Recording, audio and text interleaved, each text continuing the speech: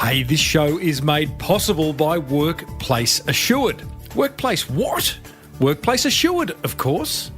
It's like having a really smart friend you can ring when you've got a curly business question, which means as a business owner, you can worry less about issues like wrong pay rates, leave entitlements and unfair dismissal, and focus on the really big stuff, like what you're going to say in your next Facebook post.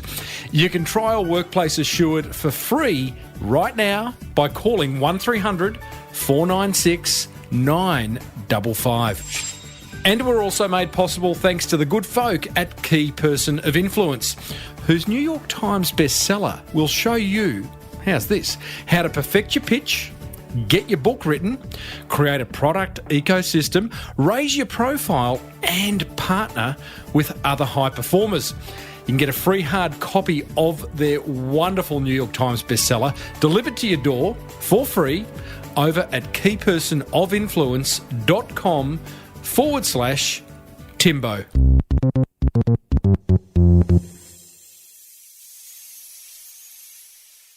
Now, I don't want to send you on a guilt trip, but how long have you been listening to this show?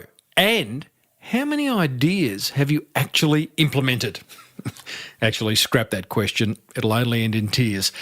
If it makes you feel any better, though, I consume far more information than I implement. That's why I'm so excited about today's guest. He's been listening to this show for 3 years. He's implemented a bucket load of ideas and as a result has grown a rather large business. Let's go and find out how he's done it. Well, I said, welcome to a small business marketing show where successful small business owners share their souls to take your marketing straight to the lead. Now, here's your host, Mr. Timbo Reid. And welcome back to another episode of Australia's #1 marketing show. I'm your host, Timbo Reid, but you, right there, walking the dog, driving to work, working out at the gym. You're a motivated business owner and you are ready to crank out some great marketing to build that beautiful business of yours into the empire it deserves to be. If this is your first time round, welcome. If it's your 348th time round, because that's what episode this is, welcome back. And thanks for sticking around for all those years. As per usual, big show today. Long-time listener, Jonathan Brown, Dr. Jonathan Brown, actually, of the City Skin Cosmetic Clinic joins us to explain the rather large impact this show has had on growing his business. He's actually going to walk us through 9 big ideas he's taken from listening to this show and implemented to create an award-winning business. I also share another low-cost marketing idea in that wonderful segment, What Have You Got to Lose? Today's idea will show you how to grow your influence within your industry. And we go back into the Small Business Big Marketing Vault, revisiting a bit of a marketing hero of mine, Jay Bayer, who explained why it's so important to hug your haters and how to do it. Oh, team, as per usual, there is marketing GOLD. Yes, there is. Dripping from the ceiling over here at Small Business Big Marketing's HQ. So let's get stuck right in. What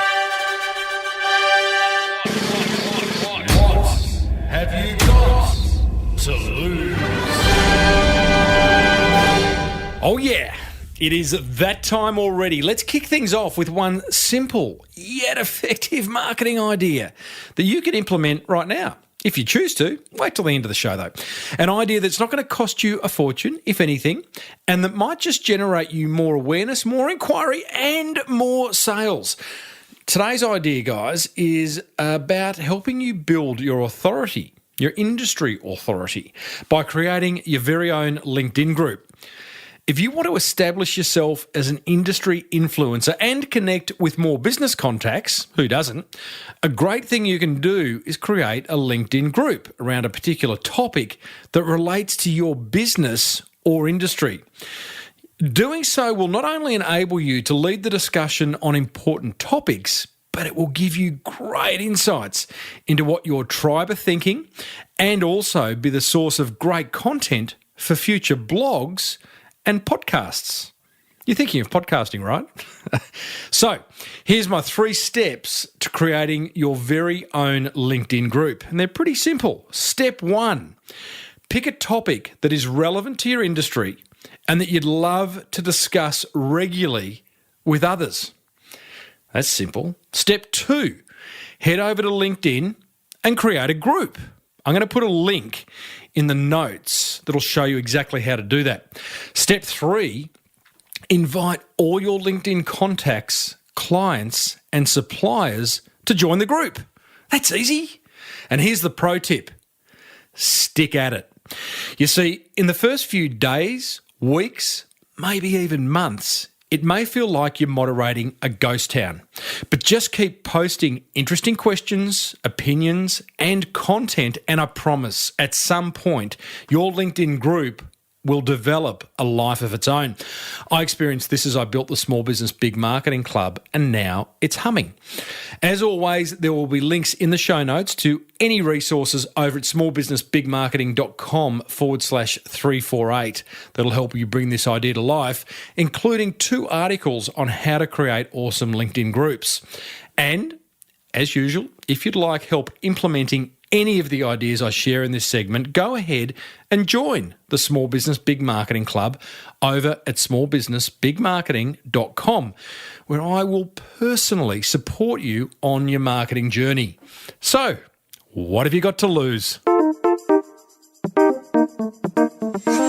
Hey, before we hear from a long-time listener who's built a rather large cosmetic clinic thanks to 9 ideas he's implemented from this show, I'd love to tell you about a service that will help you, the motivated small business owner, sleep more soundly, knowing that all your HR problems are under control.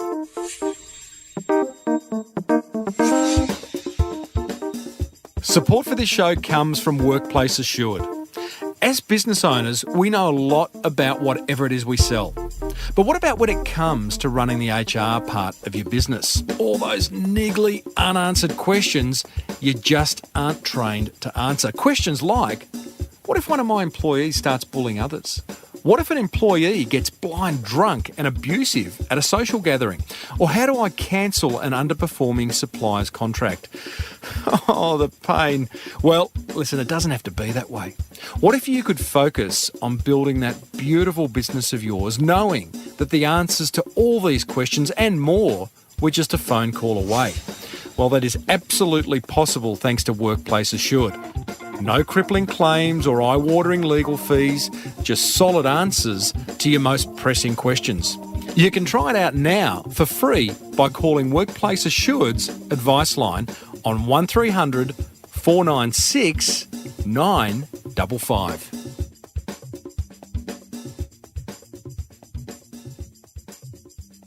Coming up after this interview, I share my top 3 attention grabbers, but first, check out this message I received recently via LinkedIn.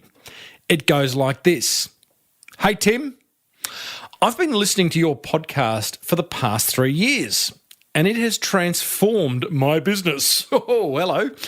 I've gone from being a full-time GP to an award-winning website designer and director of City Skin Clinic with a rather large turnover, and it is quite large. I can't reveal how much, but it's large. He goes on to say, I have listened to your podcast and taken action. I have built the City Skin website from scratch and it now contains a PhD's worth of information on all aspects of cosmetic treatments. We are now seen by patients as trusted information providers. And guys, I'm talking to you right now. You all should be seen as trusted information providers no matter what you do. Back to this LinkedIn message. The website contains videos, interesting articles, and easy-to-read guides to cosmetic treatments. This, combined with raving reviews, has meant that we are fully booked out week after week in 3 locations. How good's that? He goes on to say, we were also delighted to have received an award for Australia's Best Cosmetic Website 2016 at the recent Cosmetic Industry Awards in Sydney. So he's entering awards. Love that. As a thank you, this is the bribe part. I got bribed here. As a thank you, I thought I'd send you a gift for all the hard work that you put into the podcast. It keeps me inspired every week, so thank you. Here's a gift voucher that you can use to buy yourself something nice to drink. I didn't want a bottle to smash in the post. Good on you. And I did exactly that. If you ever want someone to talk firsthand, I like this part, if you ever want someone to talk firsthand on the podcast about how your advice helped their business flourish, then feel free to get in touch. See, I like that. It's an idea I've talked about on the show previously.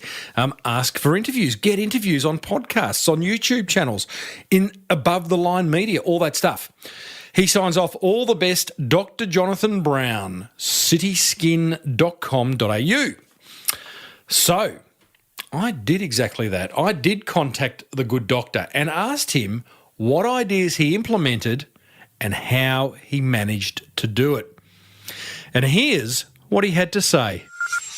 All right, well, here we go. I've hit record. And welcome to the Small Business Big Marketing Show. Oh, thanks for having me. Now, Jonathan, before I get you to explain what City Skin is all about, what are you just unbelievably good at? Oh, that's a hard question. I was expecting a curveball. I think I've got a lot of energy. That's probably what I've got going for me. I've got a lot of energy and a lot of enthusiasm, which has carried me through a lot of things in life.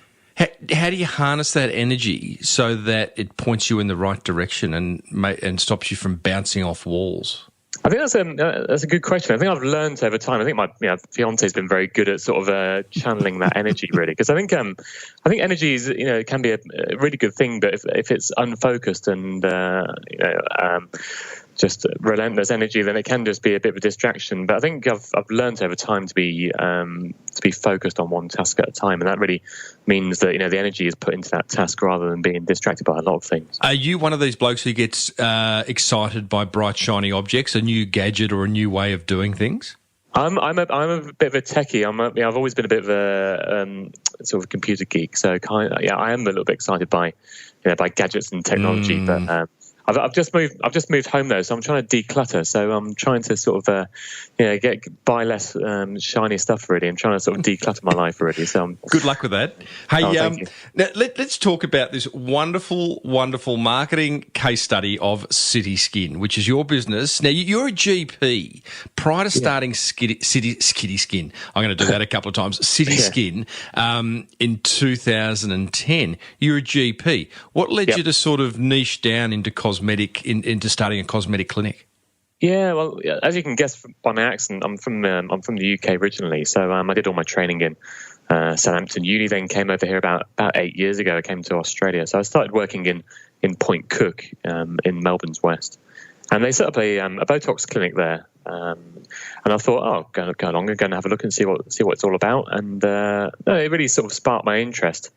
And I thought, my best subject at school was actually art.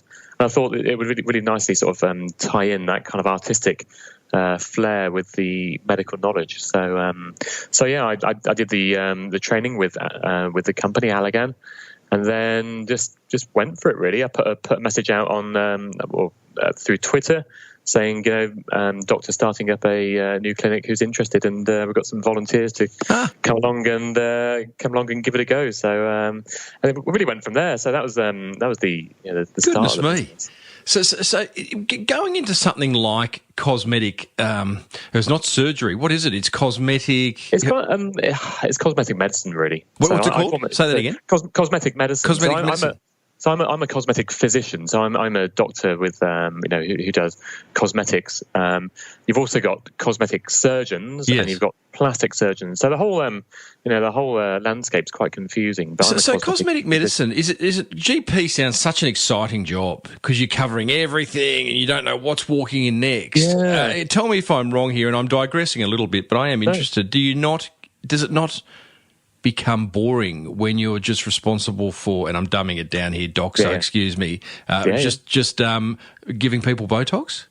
No, I know what you mean, and I think a couple of friends have said, just that they, probably don't sort of respect, the cosmetic side of things that I do as much as as the general practice side. Mm-hmm. But I think being a GP is exhausting. It really is. I can imagine. Hard work. You're seeing 30 patients, a day in the clinic. And the thing is, you have to have your game face on every single time. So, imagine... Because your game face now would be beautiful, mate. You'd look 20 years younger. Yeah, absolutely. But imagine you going, you're going to see your GP at 5 in the evening. They've run 10 or 15-minute appointments. You've seen 30 patients every day. Oh, sorry, throughout the day. Throughout the day. Every patient you see, you have to sort of, focus and have your game face on, because you can't go into the GP who's yawning, and it's exhausting. It's really hard work. So for me, I find it's a nice creative outlet. So at the moment, I'm doing 2.5 days a week of GP and a couple of days of cosmetics, really. So so it's nice to have a bit of a balance. So I think I'll always keep the GP going, just because that's my trade, And yes. I think my mum would never forgive me, I think, if I gave it up as well. So so you build City Skin up to, you've got 3 clinics now, Kew, Hampton and Armidale. You've chosen 3 of the wonderful Melbourne, leafy suburbs of Melbourne, and you've got that going. And I'm chuffed to have received an email from you saying you've been listening to this show for the last 3 years and applied a whole lot of learnings to grow it to where it is today. Don't let me put words into your mouth, Doc, but just wrap some numbers, or whatever you can, because I know you've got some news for us hot off the press that may stop you from telling us too much about the size of City Skin, but tell us where it's at the moment. So we've been growing for the last since we opened, really. I started 6 years ago, and I was in a tiny little sort of back room in Flinders Lane next to a dumpling house, and that was what I was seeing. I was probably seeing 3 patients a week at best, really. And now we're projected probably to see about 3,000 patients this year, really. Wow. So it's really growing. So we've hold that thought. Seeing 3 patients a week sitting next door to a dumpling house, was there a point where you've gone, gee, that GP thing of 30 patients a day was pretty good? I think I've always love the idea of having a small business. I like because at the same time I was building the website, I was getting things going. So it wasn't just doing the injecting; it was doing all the other things that came with it. It was a steep learning curve. I've got no marketing training. I've got no IT training. I'm a GP, so it was exciting to learn all those skills. So I really embraced that as well. Okay. So although I was injecting, I was building a business. Okay, so learning there, learning for everyone listening, those who are going, wow, no one's knocking on my door. It's the great it's the only opportunity you're going to get before you get busy to hone all those different marketing skills, to get all those marketing touch points to a place that you are really comfortable with, right? Absolutely, and you start from scratch. You try things out from the start. And things eventually, they seem to fall into place, and I've just built on it from there, really. Love it. So you got 3,000. You said 3,000 patients a year now. Yeah, and so we've been growing about 30, just over 30% growth in the appointments for the last since we opened, really. So year on year, so just growing and growing.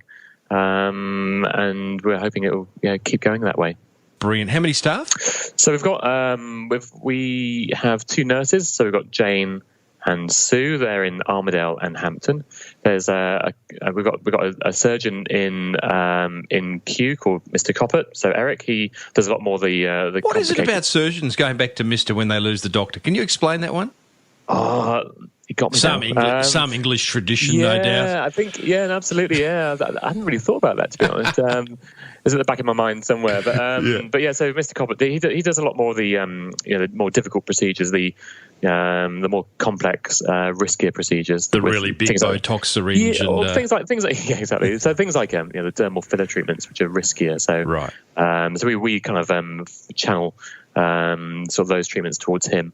And then we've got on the sort of admin side, we've been using a phone company, Ideal Offices in Sydney. They've been absolutely fantastic. So they answer the phone calls between 8:30 and 5:30, 5 days a week, and then we have somebody answering the phone after hours.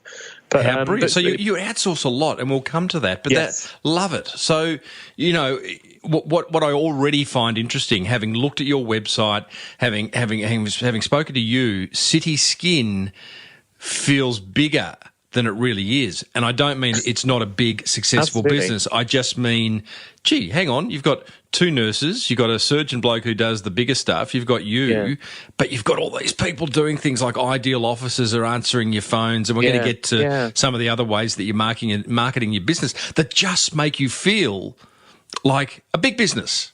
Absolutely. I think, and that's what from the very, very start, I thought, well, what name can I use that's going to be something that that's not directly attached to me. So it's not Dr. John Brown's Botox business, .com.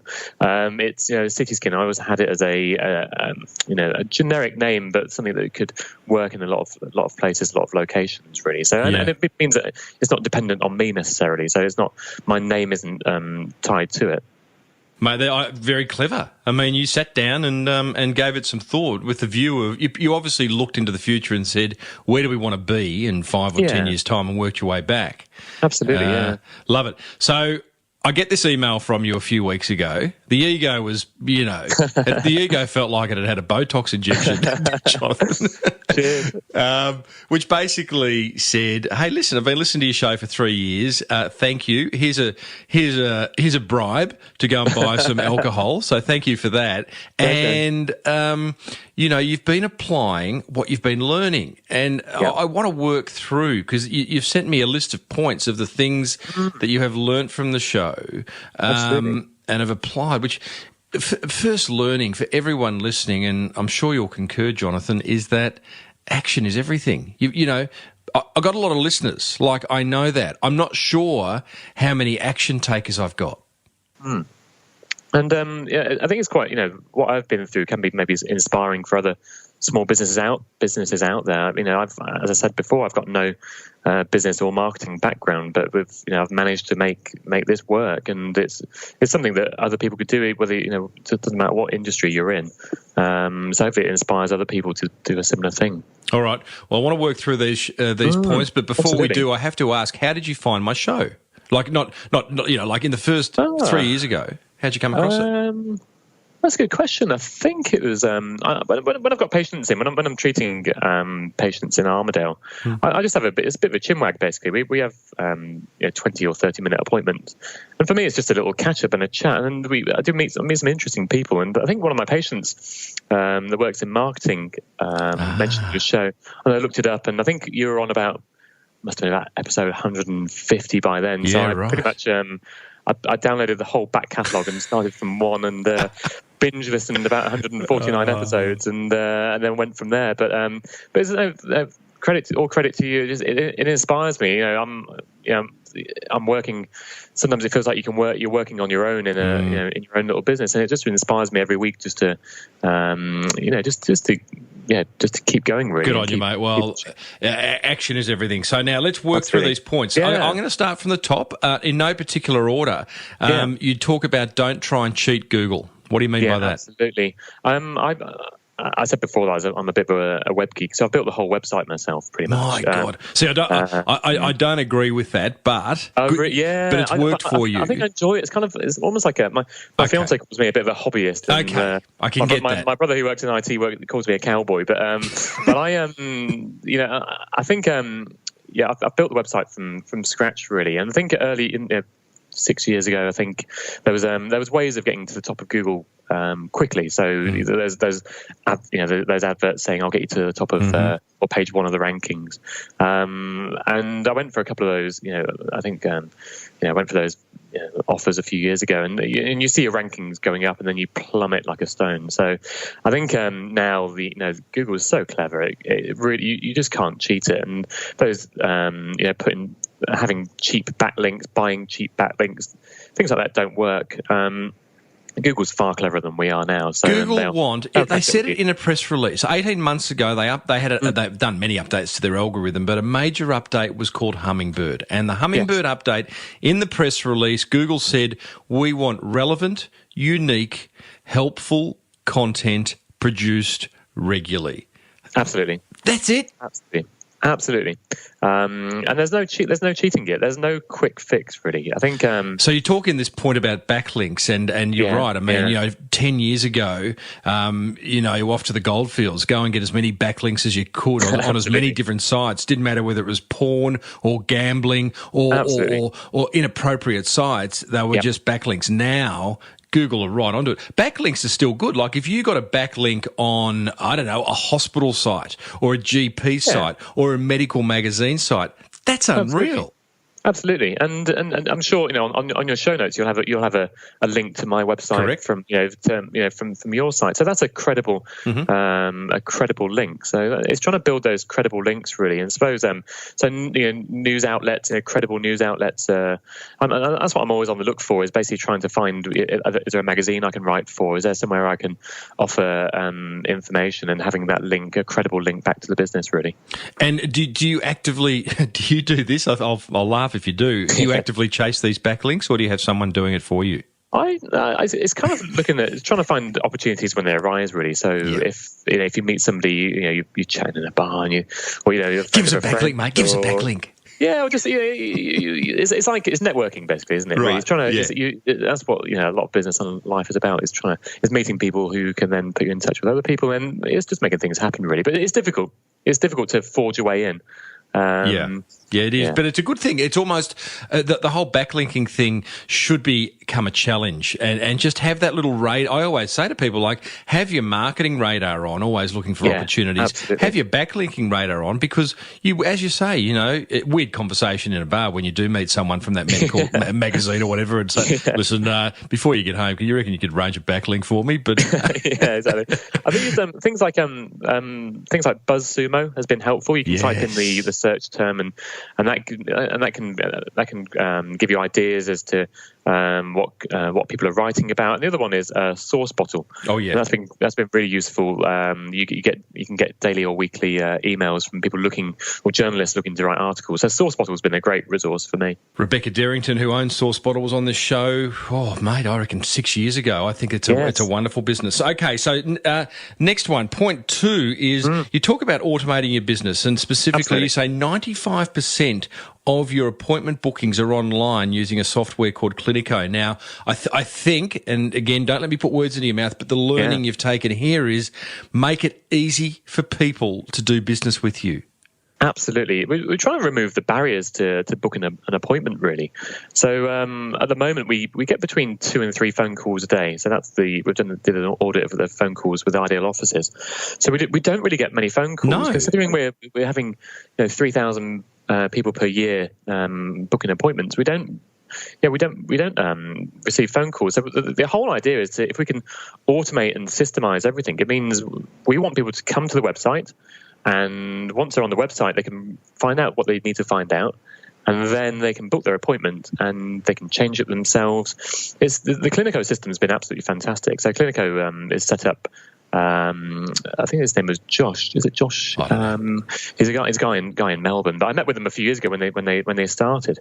It's been fantastic. I link him with MailChimp with Clinico, and so when you've booked if you go to the Cityskin website, it's www.cityskin.com.au. You go to the once you're on the website there, we've got a book an appointment button. And once you've booked that appointment there, you receive an automated message, and it sends you a message by email. It's got a welcome video. So I've done a video that says welcome to Cityskin, and a little bit of a spiel about what we're about. It says, if you've never had treatment before, please follow this link here to learn about costs, to read about Botox, to read about dermal fillers. So everything's automated, and it feeds people back into the site again. So here's the thing, listeners, and there's people out there going, sounds like he's removed any human emotion or human touch from dealing with Cityskin. But I don't think you have, because A, you respect people's time. So the idea of making an appointment and using something like Clinico is incredibly simple. I went to the barbers only yesterday, Jonathan, and 2 days before that,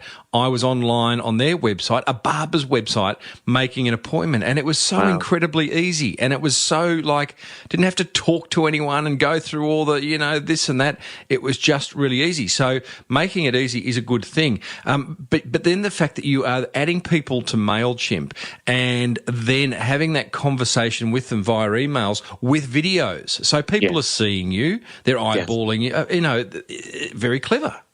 Oh, thank you. And I think the great thing about MailChimp as well is we've set up automated messages. So 2 weeks after you've had a treatment with us, it works out when your last appointment date was. You receive a message saying, we just thought we'd message you to see how you're getting on. Please click here to book a review appointment, which takes you back to the booking system again.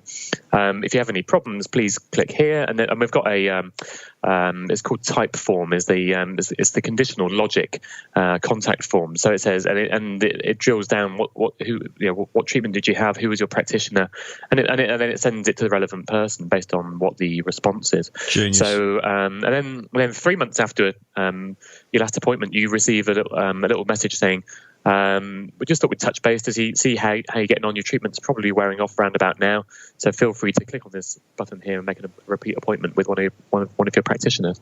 What's interesting too is in the top right-hand corner of your website, you have a 1-800 number. So it's not as if you're saying, hey, there are some businesses who just, for whatever reason, don't want to accept calls. You're happy to accept calls, but you're making it so easy for people to go through the process. Mate, I love it. Step 3, or not step 3, but idea 3, or whatever we're going to call it, is the power and potential of review sites to create trust. I'm guessing this might have come from an interview I did with the guy from Yelp. Yes, that was. I've been using. I've used Womo for quite a long time. Actually, you've got to be very careful in the medical industry as well. You're not allowed to receive testimonials, but people can leave feedback on trying to think how to word it. You can't receive a testimonial for medical treatment, but you can leave feedback on your experience of the clinic or the practice. Gee, there's a fine line. But it's really odd. And even we're not. You may have seen on the website, you're not allowed to even use the word Botox. So it makes it very, very difficult. By law, we're not allowed to advertise Botox. You're not allowed to advertise brands. Even the word Botox, we're not allowed to use, even mention it. Wow. But things like Womo, Google reviews have been fantastic, really, just to harness trust. Really, people can see what you're about, and they can see that we're normal people doing a normal treatment for everyday patients, and you can read between the lines. I think if we were a clinic doing crazy lips for people, or treating celebrities, I think you can gather that from the reviews, really. Yep. And then we've got enough of them that people can see them. They're not fake. They're real reviews. How do you encourage reviews? And once you've got them, what do you do with them? I think with the automated system, when you get your 2 week check email from MailChimp, it says, if you're happy with the service you've received, please follow this link and let others know your experience. So it's kind of it's making an easy option for people to do that, really. And I think with Womo, the good thing is it can be anonymized as well. So Google, you find that a lot of these businesses, cosmetic businesses, won't have Google reviews because it puts your name on there, and people don't want to shout it to the world that they've had Botox done. Womo's more anonymized, and so you can create a pseudonym, really. So I think that's why that's working better. People are very discreet, really, about this kind of treatment. People don't want to talk about it. Do you think anonymized is a word? I think so. Anonymized, anonymous. I've looked that one up. I mean, you're the GP, but I love it. So interestingly enough, it's then up to people, future clients, to find these reviews, because again, you can't put them on your website, you can't attach them to a quote or anything like that, can you? So I think a lot of people. I think in the modern day, people are using reviews to. I think trust comes from reviews. I think it comes from having a good-looking website, and I think friends and family. People, the recommendations are absolutely fantastic. So a lot of our patients come through recommendations. Well, yeah, absolutely. And we also talk about word. You talk about word of mouth. We also talk about word of mouse, which is you can't. I don't think it'd be so effective to you because again, someone's not going to race home and tell me maybe they do put on their Facebook. Dr. Jonathan's just given me the greatest Botox injection ever. Check these lips out. Exactly. Most people are very discreet about it. Yeah.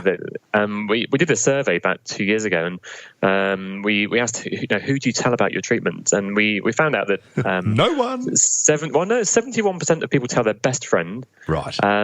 62% tell their family, and only 63% of people tell their partner.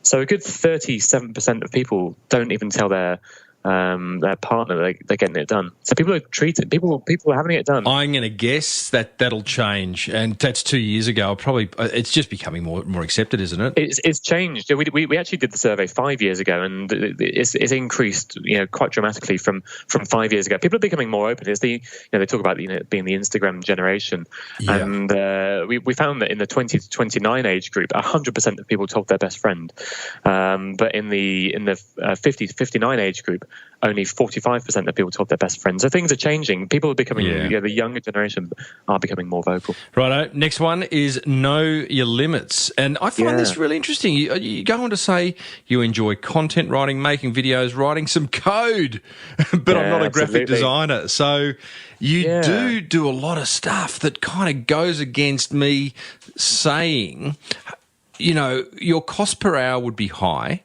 Yes. You could pay someone to write code or to write content, to edit videos for a significantly smaller amount than you make per hour as a GP or a cosmetic medicine person. So it's a hobby, right? It is. I think that's a good way of looking at it. I think it is. The amount of time I've put in. I think there's a PhD's worth of information on the website, so there must be about 80,000 words on there. Wow. So it's taken time and not a labour of love, but I really enjoy it. I find it quite relaxing. What's it look like? Do you get home at night and instead of watching the next series of Game of Thrones, or you'd probably be watching Beverly Hills Housewives or something? Her lips are quite weird. Or no, tell me about it. I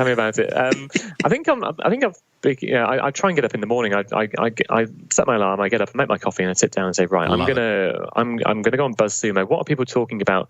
And I think from an article generation point of view, I ask ideal offices and to write down the inquiries that they get. Jeez. And I use that plus the emails that we get to say, right, is there a question on the website that I've been asked by either on the phone or an email that we haven't answered?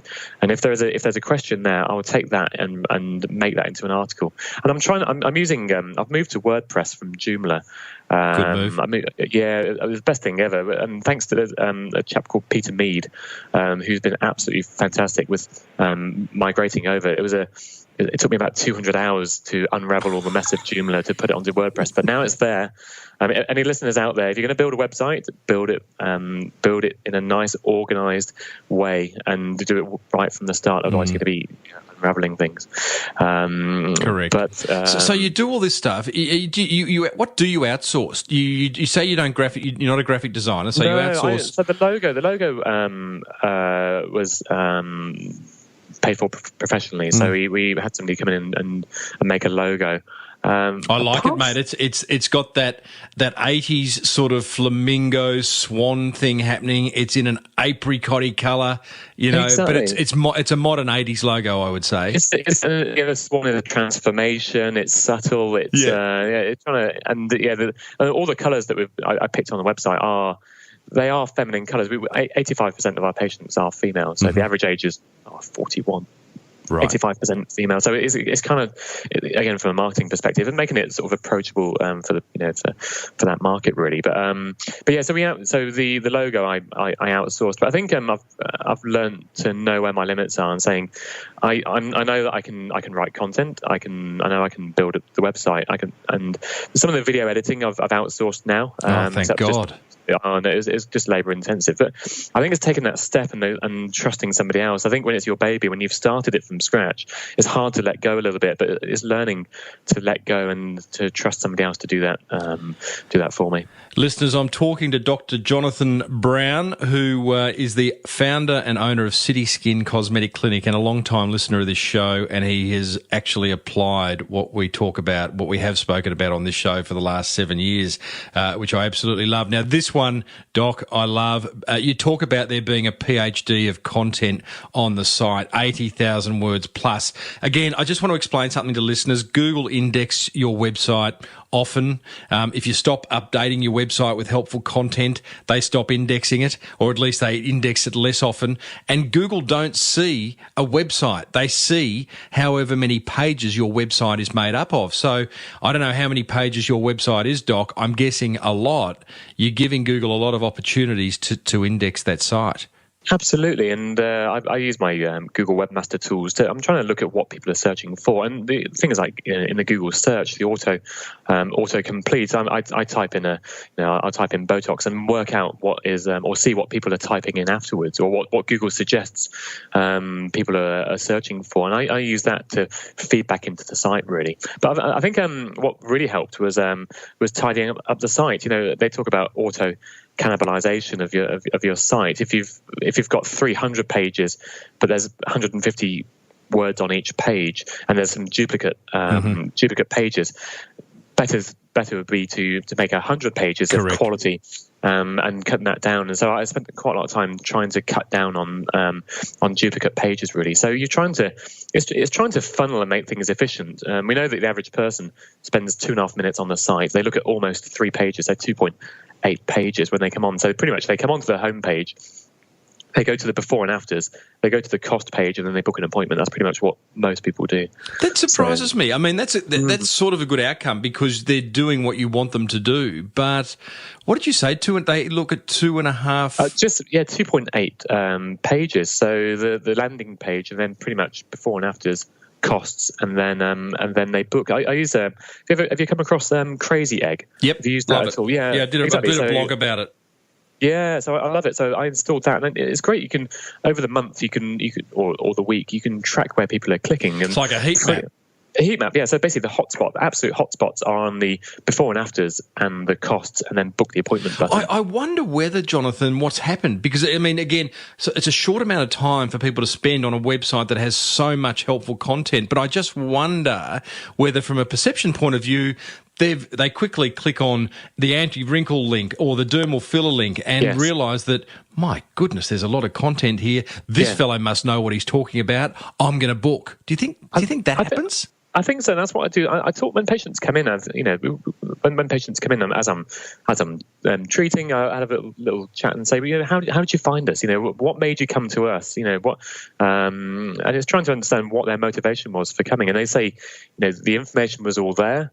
You display very openly your prices. So I think we're quite unique that way, that we very openly talk about what we charge for everything. I thought you didn't. I was looking at pricing, and you have got a cost button here, but you say that you are unable to mention how much things cost. No, you're not allowed to mention the brand name. So there's 2 brands in Australia. There's Botox. And Dysport. You do. Here they are. Yeah, gotcha. But you're not allowed to advertise brand names. So I can say to you, it's like saying to you, Tim, come to my shop, and you can buy a red fizzy drink that's made in America and will rot your teeth. And you come in and you're expecting a can of Coke, and I give you a can of cola, and that's what a lot of places do. They say that they're using anti-wrinkle treatment, but you don't know what that is because they hide behind the secrecy or the rule that you're not allowed to advertise the brand name. So we're very open, and then we have to be very, very careful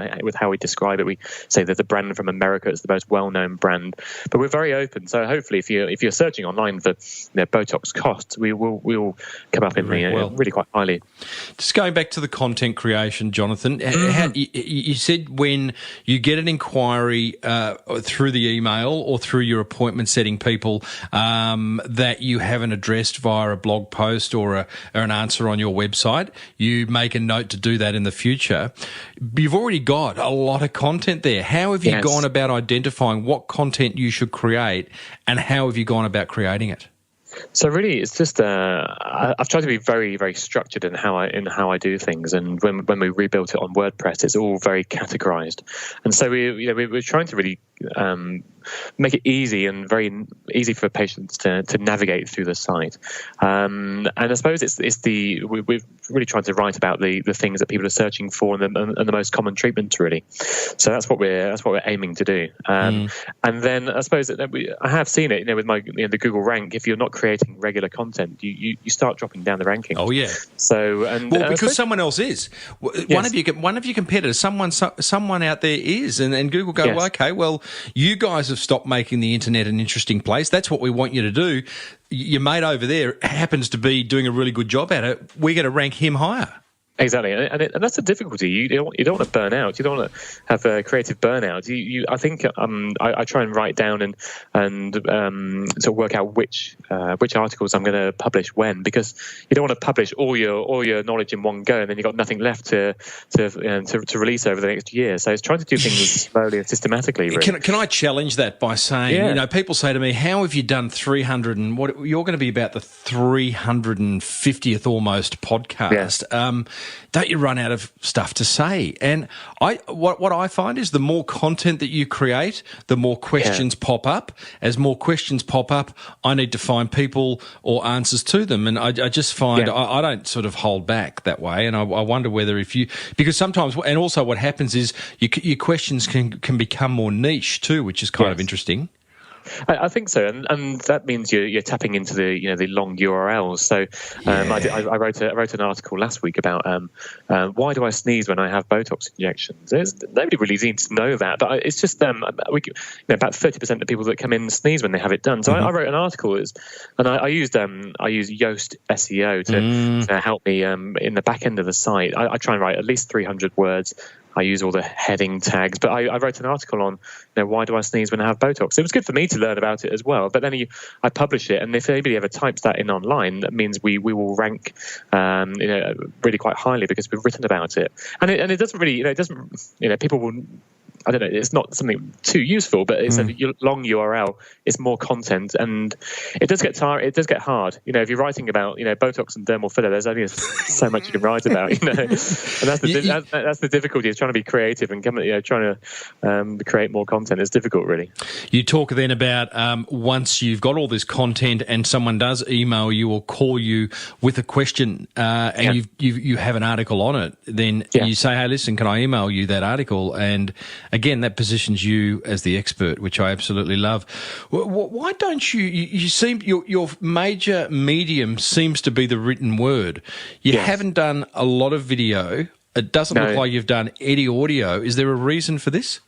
The video content, I think we've probably got 20 videos on, and they're scattered across the web page, really. So they're on the main pages. Because I'm looking at your YouTube. I'm looking at Dr. Jonathan Brown on YouTube. You've got, it looks to me, I'm going to say 5 videos. If I go to City Skin, you've got 3 videos. So are they hiding? I think there's City Skin Armadale as well. I need to put them all into one. Yeah. Gotcha. So it's a bit scattered at the moment. Yeah, but come on, mate. Rookie. I know. It's rookie. I know. This is more work I'm creating for myself. This is the lesson I'm learning is do it right from the start. Absolutely. So the lesson there is have a City Skin YouTube channel and populate it with and I probably would. I mean, okay, so you've got 20 videos across 3 YouTube channels now, bringing them all into one. And then I would imagine over time creating a lot more video, even just simply on all the content that you've got there in the written word, add a video. I think videos are really important because I think if it's an online business, if people can see you, they can see what you're about. They can understand, what you're like as a person, as an injector, you have that trust. If you're comparing two websites, if there's one with no video and another site with video, people will pretty much always trust the site with video. I think the limitation is time. I'm still doing my 2 days a week GP and a couple of days a week of cosmetic injecting. It's trying to find time to do it as well, and that's the difficulty. Is setting up time to do it really. What are you doing between midnight and say 3 a.m.? Exactly. It's like Margaret Thatcher, isn't it? I've got my 4 hours of sleep. That's right. I don't get that because you're a Pom and I'm an Aussie and Margaret Thatcher. Oh, sorry, yeah. Now, 2 more points that you've taken from the show. One is know your customers. How do you know your customers, and what does that mean? I think I looked through the data, and we work out that 85% of our patients are female. Average age is 41, and I think the perception out there is that the people that are getting Botox done are these people that are having frozen faces, as the dermal filler, are the people with these big lips. That's not the norm. That is not. That's probably 5% of our market. 95% of our market is the normal everyday people. The mums with kids. It's your best friend. It's probably your mum, and they're not telling you. That's who we're treating as everyday people. And I think there's a bigger market out there for everyday people like that than there is for the people that want the crazy lips done. So the ones that are shared online. That's not that is not our market. Our market, and maybe there's other clinics that will do those things. They will be more sharing on Instagram and on social media, but that's not the patients that we're attracting. I think there's a bigger market for what we're doing than for do you ever look someone in the eye and go, darling, your lips are already huge? I'm very diplomatic and I'm very discreet, but I think I would say I'm quite honest. I would say maybe what you're looking for is not what I can do is not what So you do trip over your words as you try and tell them that you've been completely ridiculous, and I'm not going to do it. That's my English way, isn't it? That's my Hugh Grant English way. I was just going to say, that was the greatest Hugh Grant impression I've ever heard. What did he say? I think it's trying to say very subtly, saying, I don't think I can achieve that look. So maybe finding another clinic. I don't have a problem with that. These people have to. These people are kind of a walking advert for your business, really, and I think it's not for me, really. Yeah, gotcha. So knowing your client customers at both a rational level. So you talked about age, and there's that income and where they live, and you kind of. But it's also knowing them at the emotional level, and that's the last point you bring up in these points, which is tapping into the emotional side of your clients and your patients. Absolutely. What do you mean by that? It's really it's trying to, as a GP, when I teach medical students as well, and when we, for example, in GP land, when a patient comes in and there's a medical student there, we say there's in the consult there's 3 agendas that we've got to cover. So the medical student is the role of the medical student when they're sat in the room with me in the GP practice is to understand, well, what is the patient's agenda. And that could be they've come in with a sore throat. The second thing is to work out what's the patient's real agenda. So the real agenda is often something else. So it might be, well, my dad's had throat cancer and I'm worried that I've got a sore throat now, therefore it's going to be throat cancer as well. That's the real agenda. That's why they've really gone to the GP. And then the other thing is working out our agenda. So our agenda is making sure that we examine them in an appropriate way and making sure that we can explore ideas, concerns, expectations and treat. So it's trying to, I think, the emotional side of it is looking at the agenda of why somebody's come in to see us. And so I'll say to people, whenever they come in, I'll say, so why have you come in today?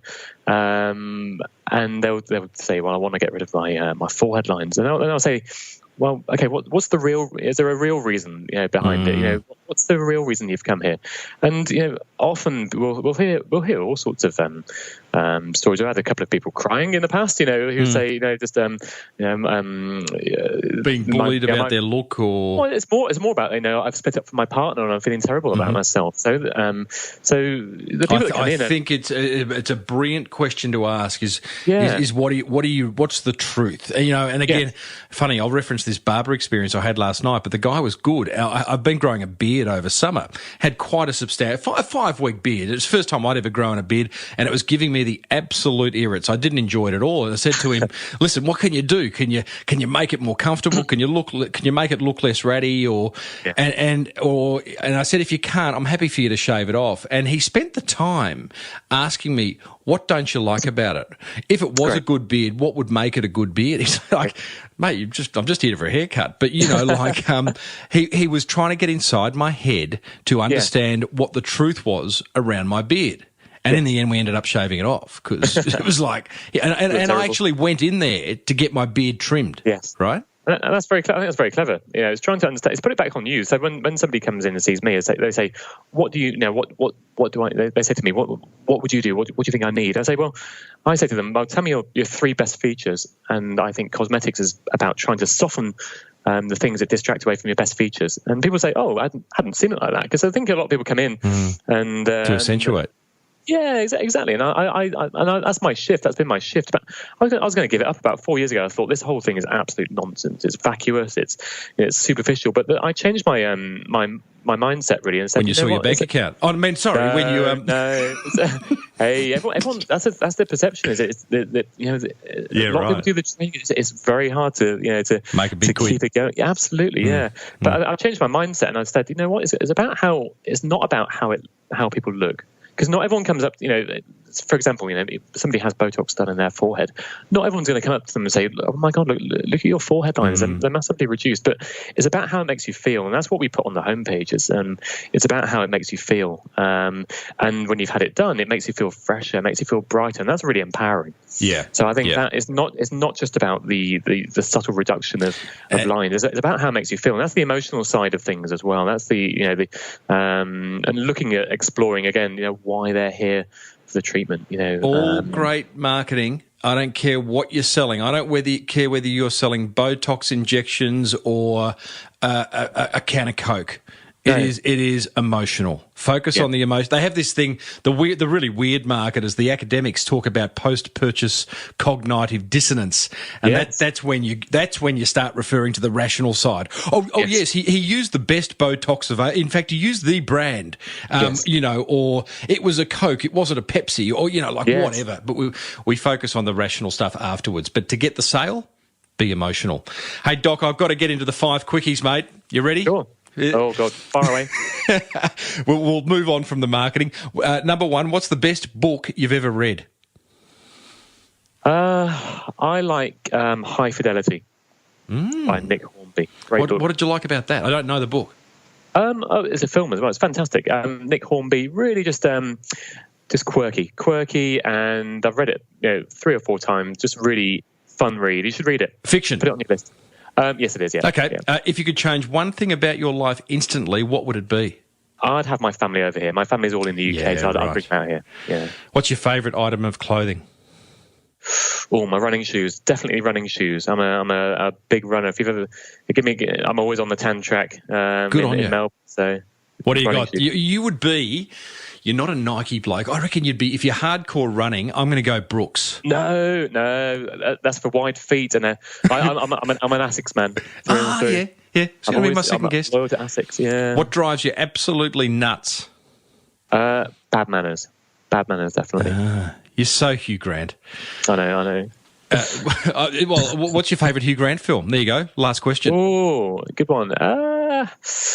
That's a good question. He hasn't done great one, does he? Really? Love Actually. Love Actually. There we are. Yeah, fair enough. It's my daughter's favourite film too. In fact, they're playing it down at the Barefoot Cinema down at Portsea over summer, actually. So check it out. There you go. I think it might be before or after the polo. Hey, Jonathan, thank you, mate. Thank you for reaching out. And bribing me with some free alcohol. Thank you for listening to my show, but most importantly, well done on actually actioning what you learn, and finish by saying having such respect for the power of marketing. I love it. I find marketing fascinating. I'm passionate about it.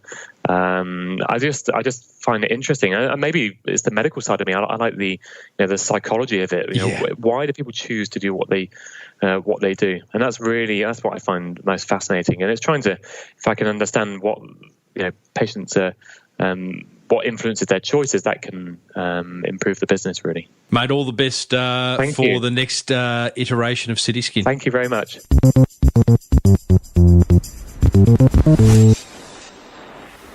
Woo! Well, there you go. Motivated business owner, Dr. Jonathan Brown of cityskin.com.au. You'll find a copy of that LinkedIn message that he sent me over at smallbusinessbigmarketing.com/348, together with links to all those resources that he mentioned. And boy, oh boy, he mentioned some resources, right? Hey, if you decide to get some work done from him, be sure to send me a before and after pic, will you? Now, coming up, I share my top 3 attention grabbers from that fireside chat with the doc. But first, I'd like to give you a brief insight into a program I participated in that literally turbocharged my business. Now, at the time I did this program, it wasn't as if my business was broken, anything but. Revenues were solid, I had a loyal bunch of clients, and this podcast, the one that you're listening to right now, was doing a pretty damn good job at building my personal and business brand. I thought I had everything sorted. Ha ha! Who was I kidding?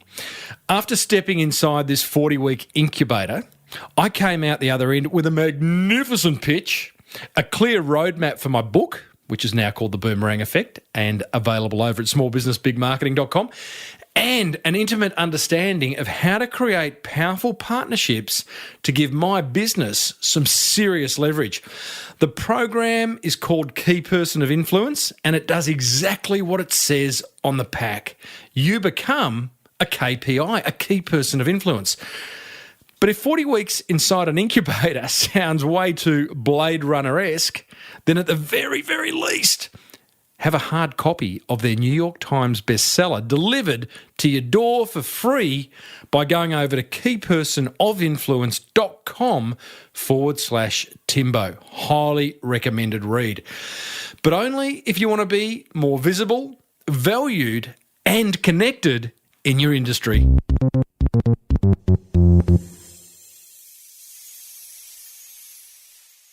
Alrighty, my top 3 attention grabbers from that fireside chat with the good Dr. Jonathan Brown, thanks to Workplace Assured and a Key Person of Influence. They're pretty simple, these ones. Number 1, take action.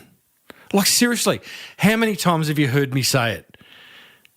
Action is everything. It's a common link between every successful business owner I've spoken to on this show. They hear ideas, they have ideas, and they implement ideas. They take them to market. If they don't work, they pivot, they make small changes, and keep moving forward. That's what Dr. Brown did. Attention grabber number 2. Turn the marketing of your beautiful business into a hobby. Again, I speak about this ad infinitum. Is that how you say it? But when something's a hobby, time disappears, you can't wait to do it next, you make time to do it, and you're happy to throw a few dollars at it because you love it. And attention grabber number 3, be helpful in your marketing. Yeah, helpful. Write the word helpful on sticky notes and put it all around your office, in your car, in your bedroom, in your bathroom, under your eyelids, everywhere. Helpful marketing sells. It just does. I mean, that's what I wrote my whole book around, the boomerang effect, about how you can share that wonderful mountain of knowledge that you're standing on in order to build a tribe. And that's exactly what Doc Brown has done. They're my top 3 attention grabbers. I really, really would love to know what grabbed your attention, hey? You've been listening to the show long enough now. Head over to the show notes. If you've not done it before, do it now. smallbusinessbigmarketing.com/348. Let me know. If you've left a comment on a past episode, leave one on this one, because I want to know what ideas you got from that episode and what ideas you've taken from this show since you started listening. smallbusinessbigmarketing.com/348.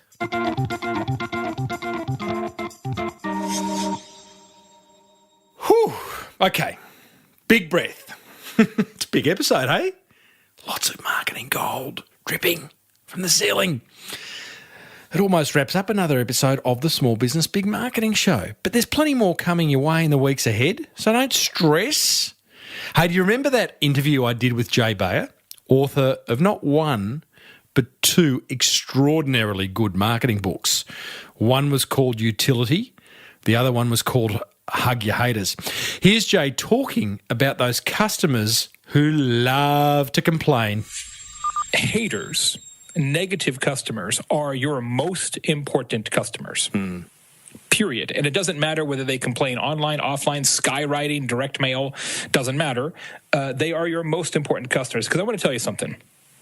I want to tell you what is the most overrated thing in life. The most overrated thing in life is praise. Yeah. Praise. Because every time a customer says, oh, thanks so much, you're so great at X, you already know that. Praise never teaches you anything you didn't already know. What teaches you something, what makes you a better business owner, is criticism. Because that uncovers areas where you can do better. Oh, that was such a great interview. Jay goes on to explain exactly why and how you can hug your haters. I encourage you to listen to it. You can find the full interview over at smallbusinessbigmarketing.com or subscribe free on iTunes. Go and do that. If you have yet to subscribe, I would love you to do it and get others to do it as well. Excuse me while I clear my voice. Hey, I'd love to hear from you. Email me. Tim@timreid, reid.com.au. And there's a Small Business Big Marketing Facebook page, which is kind of fun to be on. Be sure to grab a free hard copy of the Key Person of Influence book over at keypersonofinfluence.com/Timbo, but only, repeat after me, if you want to become more visible, valued, and connected in your industry. And also a big thank you to Workplace Assured for their support. Remember, no matter what curly question you have around running that beautiful business of yours, the team at Workplace Assured can shed some light on it, saving you a whole lot of unnecessary expense and worry along the way. Try them out today for free on 1300 496 955. Hey, if you love the Small Business Big Marketing Show, go and tell another small business owner that could do with a little bit of marketing love. Until next week, I'm Timbo Reid. Thanks for listening to the Small Business Big Marketing Show. May your marketing be the best marketing. Bye for now.